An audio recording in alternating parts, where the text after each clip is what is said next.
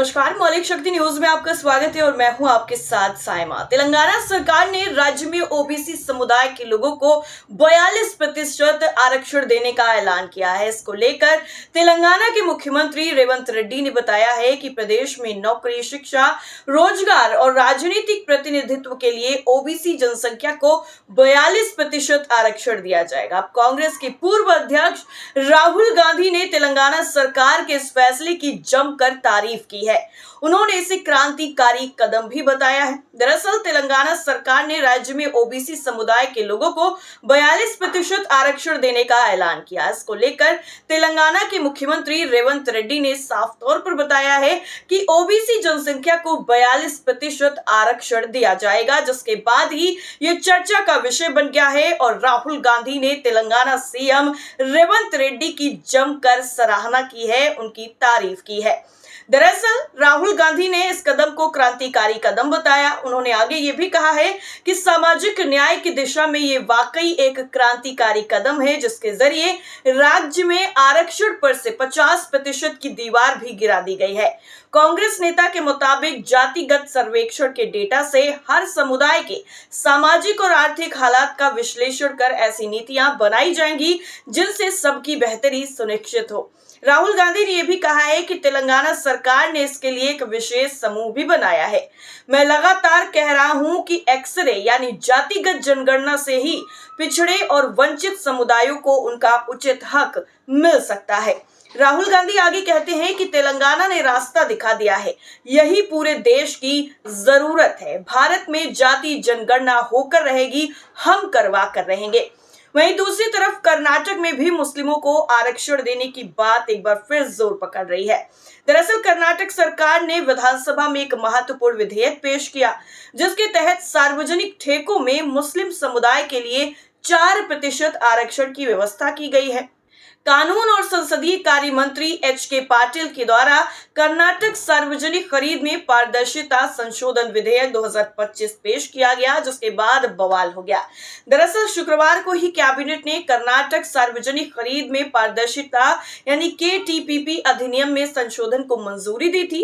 इसके तहत 2 करोड़ रुपए तक के सिविल कार्यों और 1 करोड़ रुपए तक के वस्तु सेवा ठेकों में मुस्लिमों के लिए 4% आरक्षण की व्यवस्था की गई। मुख्यमंत्री सिद्धारमैया ने इस प्रस्ताव की घोषणा 7 मार्च को पेश किए गए 2025-26 के बजट में की थी। वर्तमान में कर्नाटक में अनुसूचित जातियों और जनजातियों के लिए सिविल काम ठेकों में 24%, ओबीसी श्रेणी के लिए सिर्फ और सिर्फ 1% के साथ ही 4% और ओबीसी श्रेणी 2A के लिए 15% आरक्षण है। मुस्लिमों को ओबीसी की श्रेणी 2B में 4% आरक्षण के तहत शामिल करने की मांग की गई थी। वहीं भाजपा ने इस कदम को असंवैधानिक करार दिया है और इसे अदालत में चुनौती देने की बात कही है। विधेयक का दरअसल उद्देश्य पिछड़े वर्गों को बेरोजगारी को कम करना और सरकारी निर्माण परियोजनाओं में उनकी भागीदारी को प्रोत्साहित करना बताया गया है। विधेयक में अनुसूचित जातियों, जनजातियों और पिछड़े जो वर्ग हैं उनके लिए वस्तु और सेवा की खरीद में आरक्षण की भी व्यवस्था है, जिसमें अनुसूचित जाति के लिए 17.5%, अनुसूचित जनजाति के लिए 6.95%, ओबीसी की श्रेणी 1 के लिए 4%, श्रेणी 2A के लिए 15% और श्रेणी 2B यानी मुस्लिमों के लिए 4% आरक्षण शामिल है। सीएम से मांग की गई है कि SC/ST पर कोई प्रतिकूल प्रभाव न पड़े। दरअसल कर्नाटक राज्य अनुसूचित जाति और अनुसूचित जनजाति ठेकेदार संघ ने मुख्यमंत्री सिद्धारमैया को एक याचिका दी है, जिसमें सरकारी ठेकों में मुसलमानों के लिए 4% कोटा को लेकर चिंता जाहिर की है। संघ ने कहा है कि चूंकि ये मामला राजनीतिक रूप ले चुका है, इसलिए उन्हें अब ये डर है कि इसका असर SC और ST ठेकेदारों को प्रदान किए गए आरक्षण पर पड़ सकता है। इतना ही नहीं, उन्होंने मुख्यमंत्री सिद्धारमैया से यह भी मांग की है कि वो इस मामले में हस्तक्षेप करें और सुनिश्चित करें कि SC और ST ठेकेदारों के आरक्षण पर कोई प्रतिकूल प्रभाव न पड़े। वहीं दूसरी तरफ इसको लेकर राजनीति भी शुरू हो गई है। कर्नाटक सरकार के फैसले की आलोचना करते हुए भाजपा ने विधानसभा और पूरे राज्य में विरोध प्रदर्शन की घोषणा कर दी है। पार्टी ने इस फैसले को असंवैधानिक दुस्साहस बताते हुए कहा है कि वो प्रदेश सरकार के इस कदम के खिलाफ सभी स्तरों पर लड़ेगी और वापस लिए जाने तक इसे कोर्ट में भी चुनौती देगी। विपक्ष के नेता आर अशोक ने कहा है कि भाजपा किसी भी कीमत पर कांग्रेस के नेतृत्व वाली कर्नाटक सरकार को निविदाओं अनुबंधों में मुस्लिम कोटा लागू करने नहीं देगी। राज्य में बड़े पैमाने पर मुस्लिम तुष्टीकरण हो रहा है। आरक्षण अनुसूचित जाति के लिए उत्थान के लिए संविधान सभी के लिए आरक्षण की अनुमति नहीं देता है। अनुसूचित जाति के संवैधानिक अधिकारों को छीन कर केवल चुनावी लाभ के लिए मुसलमानों को दिया जा रहा है। कांग्रेस के नेतृत्व वाली सरकार ने मुसलमानों के लिए 4% आरक्षण प्रदान करके संविधान का उल्लंघन किया है। संविधान में धर्म आधारित आरक्षण का कोई प्रावधान नहीं है। हालांकि इसके बाद भी ये फैसला रुकेगा या नहीं रुकेगा, ये एक बड़ा सवाल है। लेकिन मुस्लिमों को 4% आरक्षण देने के बाद आखिर इतना ज्यादा बवाल क्यों हो रहा है, ये समझ से परे है। वहीं दूसरी तरफ पश्चिम बंगाल में भी ममता बनर्जी की सरकार अगले साल होने वाले विधानसभा चुनाव को देखते हुए राज्य में रह रहे पिछड़े मुस्लिम समुदाय को वापस आरक्षण के दायरे में लाने का रास्ता तलाश रही है। आपको बता दें कि बंगाल में वाम मोर्चा की सरकार रहते तत्कालीन मुख्यमंत्री बुद्धदेव भट्टाचार्य आर्थिक रूप से पिछड़े मुसलमानों को अन्य पिछड़ा वर्ग यानी ओबीसी के तहत आरक्षण के दायरे में लेकर आए थे। 2011 में सत्ता परिवर्तन के बाद जब ममता बनर्जी के नेतृत्व में तृणमूल कांग्रेस की सरकार बनी तो ये सूची लंबी होती चली गई। इसे लेकर मामला जब कलकत्ता हाईकोर्ट पहुंचा तो पिछले साल अदालत ने 2010 से पहले के सभी ओबीसी प्रमाण पत्रों को रद्द करने का आदेश दे दिया।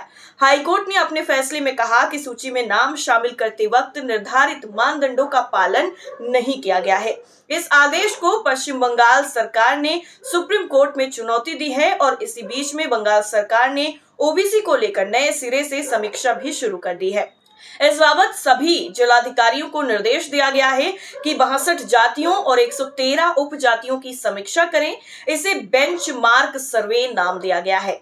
वैसे क्या आप जानते हैं कि संविधान में क्या मुस्लिमों को आरक्षण देने की बात कही गई है या नहीं कही गई है? तो चलिए बताते हैं। दरअसल केंद्र और राज्य स्तर पर मुस्लिमों की कई जातियों को ओबीसी आरक्षण दिया जाता है। एक रिपोर्ट के मुताबिक अभी मुस्लिमों की 36 जातियों को केंद्रीय स्तर पर ओबीसी आरक्षण दिया जाता है। इसके लिए संविधान के अनुच्छेद 16(4) में व्यवस्था की गई है। इसके मुताबिक अगर सरकार को लगता है कि नागरिकों का कोई वर्ग पिछड़ा है तो नौकरियों में उनके सही प्रतिनिधित्व के लिए आरक्षण दे सकती है। रिपोर्ट के मुताबिक केंद्र की ओबीसी लिस्ट में कैटेगरी 1 और 2A में मुसलमानों की 36 जातियों को शामिल किया गया है। हालांकि जिन परिवारों की सालाना कमाई 8 लाख रुपए से ज्यादा है उन्हें क्रीमी लेयर माना जाता है और उन्हें आरक्षण नहीं मिलता है, भले ही फिर वो जाति पिछड़ा वर्ग में ही क्यों ना आती हो। लेकिन अब एक बार फिर से मुस्लिमों को आरक्षण का मुद्दा गरमाया हुआ है। कर्नाटक हो, तेलंगाना हो या फिर पश्चिम बंगाल हो। हालांकि तेलंगाना में 42% आरक्षण देने का ऐलान करने के बाद बीजेपी को काफी ज्यादा दिक्कत हो रही है। वैसे आपका क्या मानना है इस पूरे मामले को लेकर, हमें कमेंट करके जरूर बताइए। फिलहाल के लिए इतना ही। बाकी खबरों के लिए जुड़े रहिए मौलिक शक्ति न्यूज के साथ। नमस्कार।